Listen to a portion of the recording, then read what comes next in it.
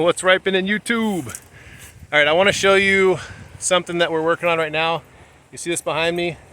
We've got a whole row of canna lilies, and then down here we have a whole row of napier grass. And this has been cut somewhat recently, so it's just now coming back up. There's some older older napier grass there.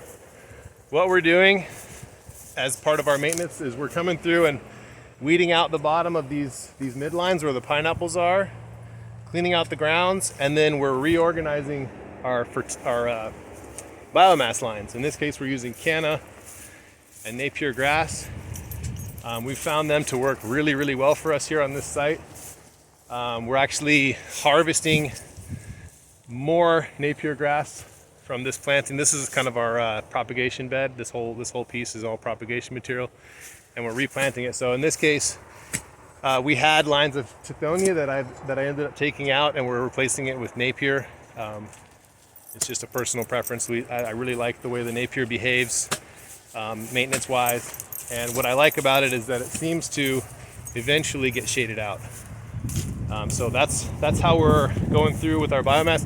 You'll see in this case I have cannas kind of all over the place. What we're doing, let's go back over to where I'm working here. What we're doing is taking clumps that look like that,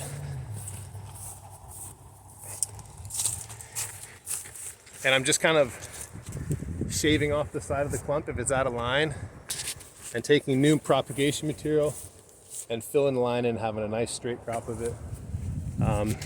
Canna lily is something that's really succulent and water rich, breaks down easily, it's easy to cut, and for a wet site it does really well. I've got really good soil in here because this is an older, I'll just show you the soil real quick. Here's what our soil looks like when you dig into it. I mean, that's pretty good. That's pretty good. But the cannas, in a richer site with lots of water, even without irrigation, grow really well here. They're easy to propagate, and they're tall. So, that extra vertical element, I get more photosynthesis in a small strip of land than I would with something that was shorter. Here's some other ones we're doing. This is the Mombasa grass. This is what we're going to transition to over time. You'll see, hope I'm not making you dizzy. There's our napier lines. Those eventually get shaded out as the canopy of the mangoes fills in. Of course, we had a setback from the hurricane. That's part of the reason why we're reintroducing the napiers, because we lost canopy, so we have more sunlight. But eventually, we transition over to the Mombasa, because the Mombasa takes the shade better. So probably what we're gonna do, I don't know if it'll happen this year because we've got kind of a busy schedule, but we'll probably we'll take these grass and we'll till this and seed out Mombasa and have the whole pathway can be biomass production. But really important to produce biomass. I see the big trend, and and I'm definitely part of it, is to heavily mulch and plant your trees and get started. I think that's a really great way to get started and get a good foundational organic material boost to the system.